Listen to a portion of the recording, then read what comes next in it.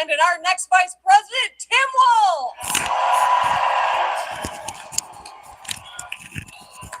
So we are taking this bus all across Wisconsin, Michigan, and Pennsylvania because together we're going to win this thing. Today, I want to tell you why I'm in this fight and what's at stake.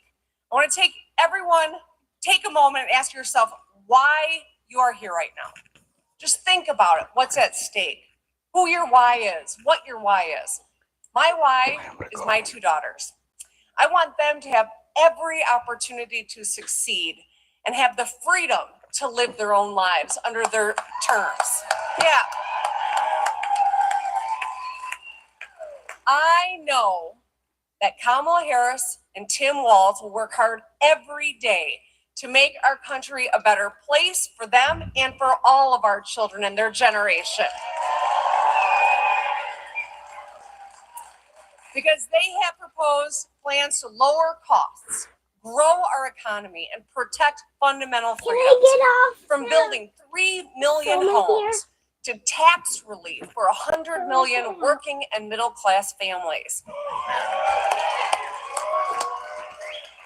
In-home care for seniors on Medicare, to protecting women's rights, workers' rights, and LGBTQ+ rights.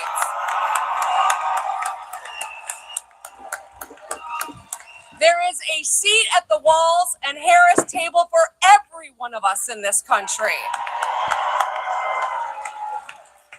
Kamala Harris and Tim Walz have lived normal lives like ours. They get what we've been through, and that's why they're fighting for us. Donald Trump doesn't get you or your life at all. Do you think he's ever had to put off a car repair until he could afford it? I mean, do you think he's got a driver's license?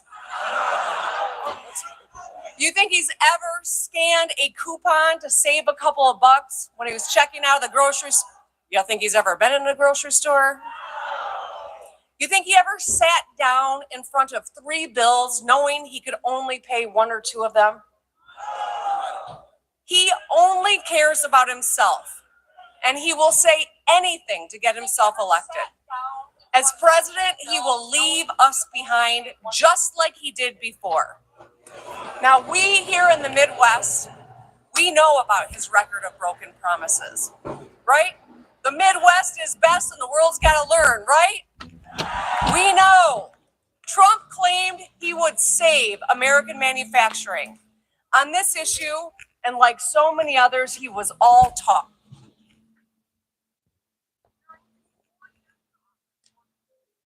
100,000 jobs were shipped overseas. He said not one auto plant would close. The truth, 6 did. He even suggested that auto manufacturing move out of the Midwest into anti-union states. Trump loves to praise Elon Musk and his non-union EV plants in Texas. He thinks that we're stupid. He goes down to Texas and says EVs are the greatest thing. But if they're being built by American workers, by an American company in a state like Michigan, he craps all over it. We won't forget. At the same time, J.D. Vance said he wouldn't even support a $500 million investment from the Biden-Harris administration to upgrade factories in Michigan and protecting 650 union auto jobs. J.D. Vance called that table scraps. Table scraps. You talk to any of those 650 union families and ask them how they feel about it, right? The Biden-Harris administration took action to save hundreds of Michigan auto jobs. J.D. Vance would say, no thanks. You can't make this stuff up. Trump failed us once. We cannot let him do it again.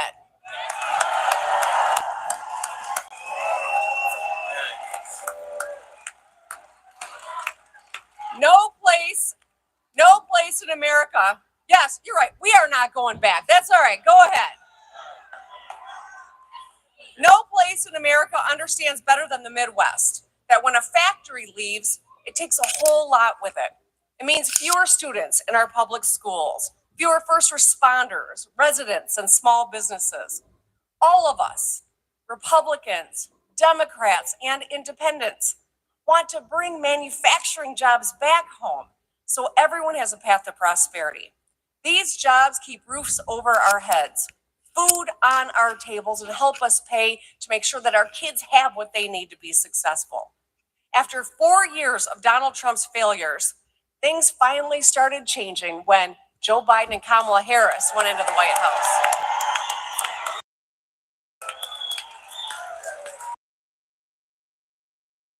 The aisle to invest in American industry and Midwest workers. Today, there are more auto workers, more factories getting built, more roads getting fixed, more middle-class jobs than when Trump was president. The Midwest is moving forward thanks to Kamala Harris and leaders like Tim Walz. Say it with me, we're not going back.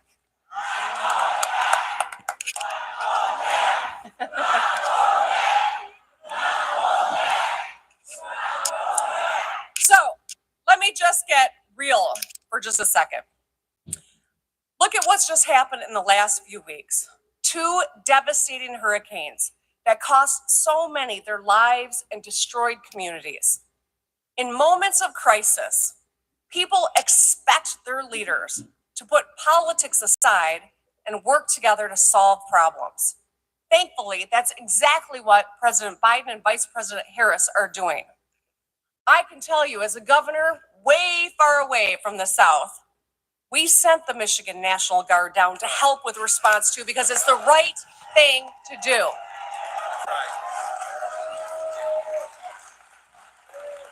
In a crisis, a leader who asks, was their governor nice enough to me when deciding whether or not to send tests to Vladimir Putin or the states of this country, is not the kind of leader we need.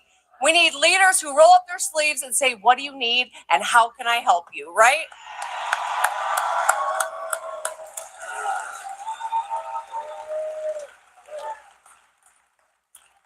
This election, we need to elect a commander-in-chief who has lived a life like ours, who understands what we are going through, who has taken care of a sick parent, who has a running mate who's a teacher and a veteran and someone who to be proud of.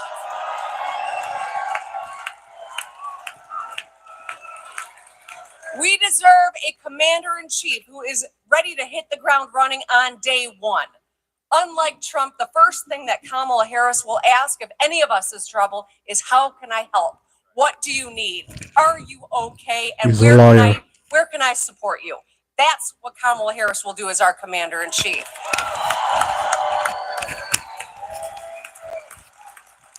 Because if we've learned anything, it's in the next 4 years there will be some crisis of some sort. We know that. We're going to elect Kamala Harris and Tim Walz because they're going to show up for us every single day, crisis or not. And when, God forbid, there is, they will have our backs.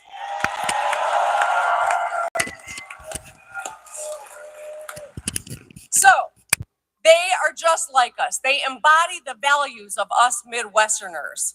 The things that we teach our kids here. Tell the truth. Work hard. Get shit done. Midwesterners are strong, they are smart, and they are good people, and they deserve no less in their commander-in-chief. The next president of the United States, Kamala Harris, and Vice President Tim Walz will give us exactly that.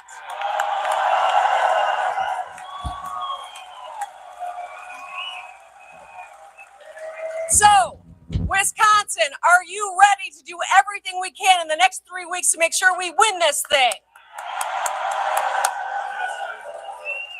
All right. Now, please join me in giving a big, warm welcome to your favorite governor and one of my favorite governors, Tony Evers. Thank you. Thank you. Thank you so much.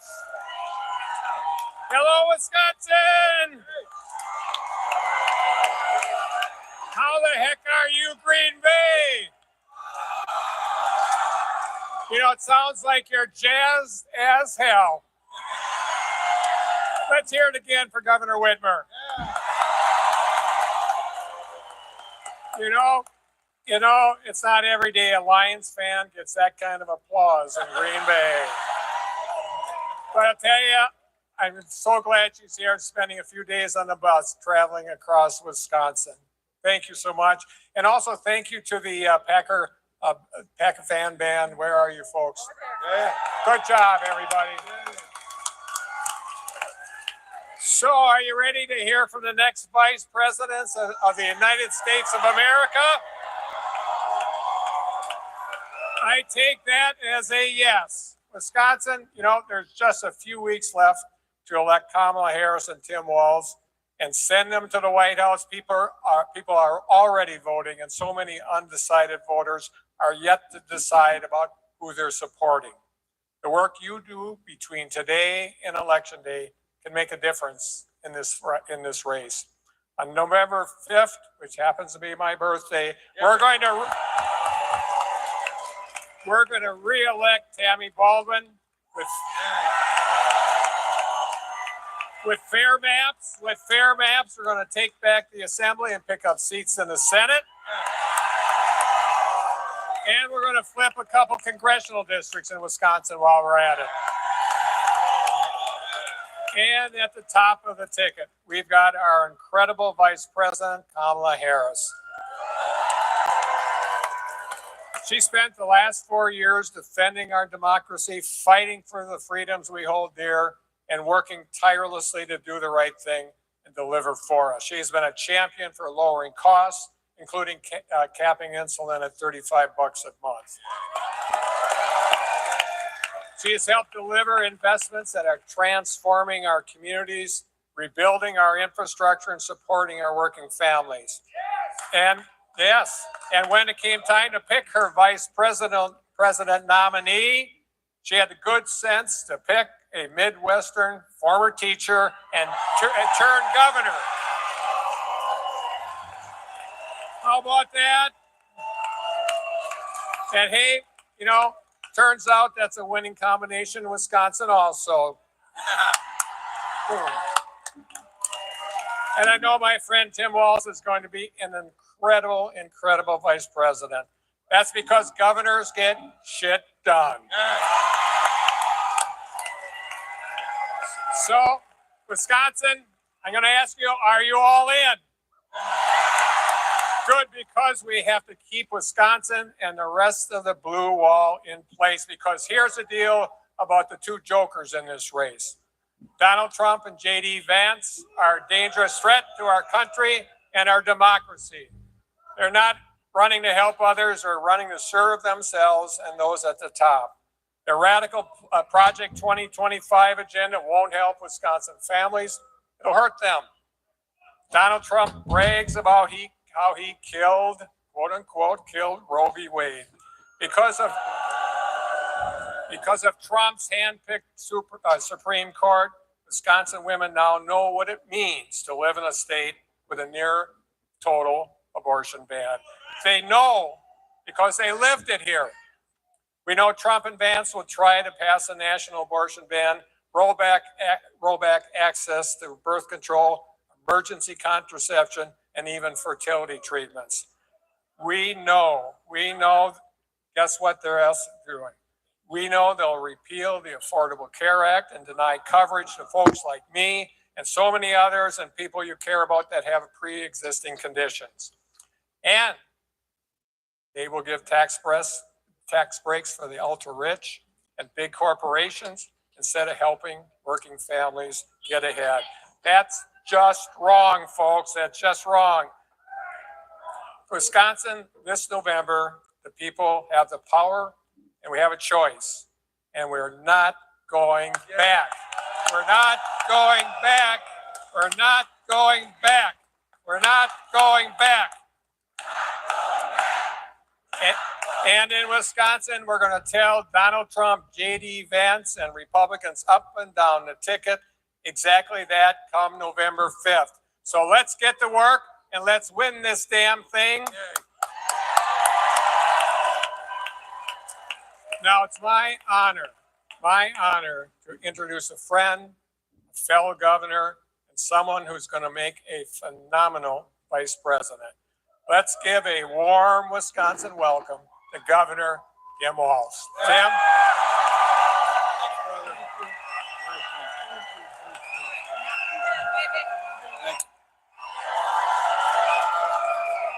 Wow. Well, hello, Green Bay. Good to see you all.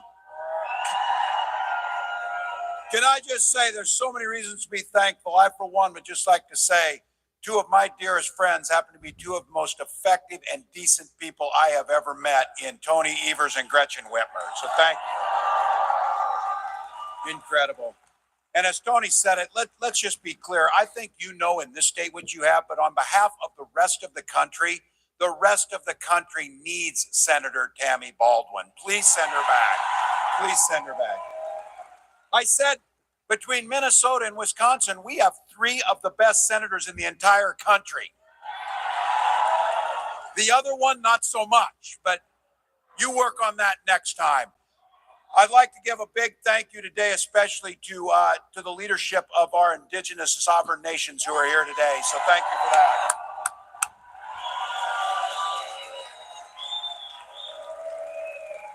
And each and every one of you, look, it's a Monday in October, and you came here, got in line, came in here to show how much you love this country and the work you're going to do for it. So thank you, each and every one of you. And because of that, I'm going to clear this up right at the beginning. I came just a few minutes ago from Lambeau Field. First visit, my staff was like, don't say anything about the Vikings. I said, that's like telling somebody not to swear in church. Of course you don't do that. What do they think? I'm a football guy. That's like a religious experience over there. But look, we may not see eye to eye on that part of it, but I can tell you what, we're all going to agree on this. This year, the road to the Super Bowl, the road to control of the Senate, and the road to the White House goes right through the NFC North.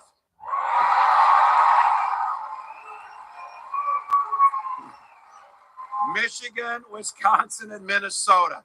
Look, you had a Lions fan, a Packers fan, and a Vikings fan up here. The only thing more amazing is we got Bernie Sanders, Dick Cheney, and Taylor Swift all on the same ticket. Well, there you go. All right, 22 days until Election Day. And we are running like this is it. 22 days. 22 days till we win this thing. Everything is on the line. Everything is on the line. So Kamala and I, we are not going back. We are not going back. So look, we're barnstorming the country. We're doing radio, TV, podcasts. I'm about 2 hits away from being a regular on Fox News now. We're on a first name basis. But look, our policies help the people who listen to Fox News. That's why we need to get out there. Over the weekend, Kamala Harris made it very clear on this. She's ready. She has been making this clear for a long time. She's ready to be commander in chief, and she released her medical records. Straight, clean bill of health. Physical, mental stamina to do the job. Now, I think you all know where I'm going with this, don't you? We're all wondering. Donald Trump said that he would release his numbers. He would release his medical records. Look, he says now, I think he forgot to do it. He's been forgetting things. We'll give him a break on this. But Kamala Harris is right on this. Watch his rallies. He's confused. He's a nearly 80-year-old man. He's ranting and rambling until people get bored and leave his rallies. That's happening. But here's the thing about this. It would be funny if it wasn't so dangerous. Yesterday, he went on Fox News. That's a safe place for him. He went on there, and he suggested that he is going to send the military against the enemy from within. Now, I want you to think about it. In other words, Americans who don't support him. Just to be clear, if any of your neighbors or friends or anybody thinks about that, you know who he's talking about? He's talking about you. He's talking about you. He's talking about someone who comes to a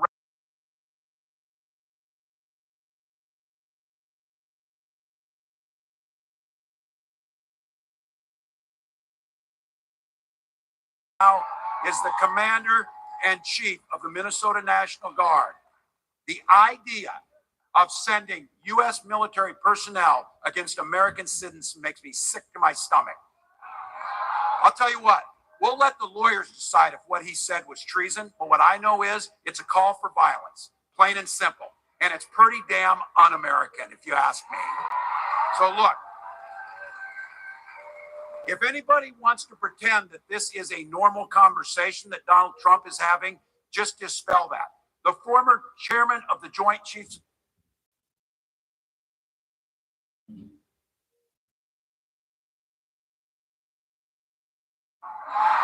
He's proud to have been part of the most pro-labor administration in American history.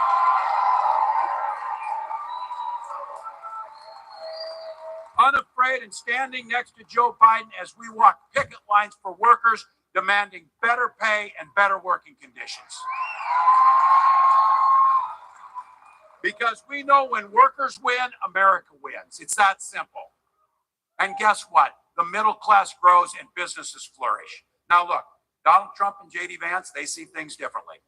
Trump talks a big game, but he was a disaster for working people. He was one of the biggest losers of manufacturing jobs in American history, and that's a fact. So to your neighbors, your friends, hell, our family members, if they say, I don't really like Trump, but I like his policies, which policies were those? When he destroyed American manufacturing? When he shipped jobs to China? Hell, he doesn't even manufacture his Bibles here. He outsources that to China. So just so we know, under his leadership, 83,000 jobs disappeared in Wisconsin. Now, I know this state knows. Thank God for Tony Evers and some sanity in this, because I remember. Because remember Trump and that guy before Tony, when they went to the Foxconn, they went to the Foxconn site. Donald Trump showed up with a golden shovel. You tell me, Governor Whitmer, if he knows which end of the shovel actually works. I guarantee you that. But he did that photo op and he promised you 13,000 jobs. And he called that big glass sphere the eighth wonder of the world. Well, I know it's not a shock to any of you, but none of those jobs materialized. And that sphere, you can get a pretty good deal right now renting it out as a banquet hall, just so you know that. Once again, it would be funny if it wasn't so damn sad, because that's Donald Trump's legacy. He claims he cares about union workers, but he makes it harder for them to bargain for pay and benefits. So if there's any questions amongst our union sisters and brothers on this, Donald Trump is a scab. He will break picket lines. And the other day, Senator Vance attacked the PRO Act, a bill that protects workers' right to organize and collectively bargain. The AFL-CIO said that the PRO Act is the most significant worker empowerment legislation since the Great Depression. J.D. Vance called it a failed model. So just to be clear, the guy who showed up and wanted to act nice a few weeks ago is not the guy's policies that care for workers. They undermine them every step of the way. And that populist shtick is nothing more than an act, because they've never worked union jobs. They've never been union members. They've never cared about workers. And so Trump promised he would stop offshoring. His tax bill created incentives for companies to do this, that. He cut taxes for billionaires and corporations during his presidency, and 200,000 American jobs went overseas. So their revisionist history is a bunch of crap. It did not happen. They undermined us. Look, you all know it. We can't have 4 more years of this. We won't have 4 more years of it. We won't. Now, I want to make sure I speak precisely on this. I said, Donald Trump doesn't have a damn plan. That wasn't quite true. He had a concept of a plan on healthcare, but he actually does have a plan. And they did us a favor. They printed it. It's about 900 pages of the Project 2025, just so you know. Now, he made it clear. He'll do it. He'll go what's in there. And just so all of you know, I'll save you the time of reading it, but you ought to see it. It's terrifying on this. He will gut the Affordable Care Act. That's when he said he had a concept of a plan on the ACA. And then J.D. Vance tried to explain what that was. And I said, you should go back to the concept of a plan, because you explain it, it's worse, because it's not going to work. Cut Social Security. Just to be clear, every single year Donald Trump was president, and they'll fact check it to the end of time, he proposed cutting Social Security in his budgets. And now he wants to impose a Trump sales tax on everything we buy. There is not an economist in the world who thinks Donald Trump's tariffs won't end up costing you about $4,000 per family. It's that simple. So again, for your relatives and friends who think these policies are going to be good, let's fix it on the front end so we don't have to say, I told you so, when they realize if this happens, if they elect this guy. But I don't want you to think I'm not generous to this. Because somebody said, well, you never say anything about Donald Trump. Anything nice. Well, that's probably true. I have not. But he has kept some of his promises. He took his rich friends down to Mar-a-Lago. He told them on camera, you're rich as hell, and I'm going to give you a tax cut. He delivered that tax cut. So look, I know that these guys put that thing out there. Now they pretend like, oh, I don't know what Project 2025 is. What is that? You know, now all of a sudden, oh, we'll protect women's reproductive rights. You know, we didn't say that. Of course they said it. They said it every step of the way. And I said, football folks here know, you draw up a playbook, you're going to run the plays. That's what Project 2025 is. They're going to run the plays. Just so you know, in there, a little side note, they're actually talking about privatizing the National Weather Service, the weather forecasting. Probably a pretty bad idea. Probably a pretty bad idea. Look, I say this, and I know this. I am preaching to the choir. But our recital is in 22 days, people. And we need to start singing. We need to start singing.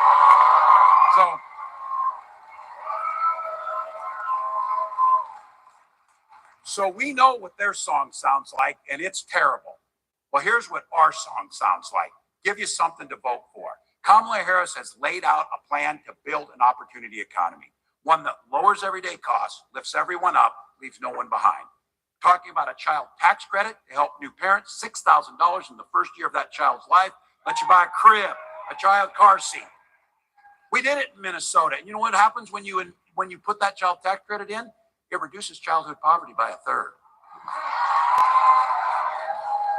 So you start investing in little ones. You know this story. You can invest in early childhood education. You could invest in a child tax credit. You can invest in children's health care. You can invest in your schools because you can make a decision. You can buy school buses and school meals, or you can buy prison buses and prison meals. We'd rather buy the school buses. We'd rather invest on the front end. She talks about a home. These guys are speculators, Wall Street guys. These are the ones that see buying up homes and then jacking up the prices. That's what they do. It's just another commodity to buy and sell. Homes are where we take care of our family. That's why Kamala Harris has proposed building 3 million more homes and a $25,000 down payment assistance. That makes things better. And this price gouging stuff, you saw it in action. We got a hurricane coming in Florida. Guess what happened to airline prices right before that? People trying to fly out of Florida.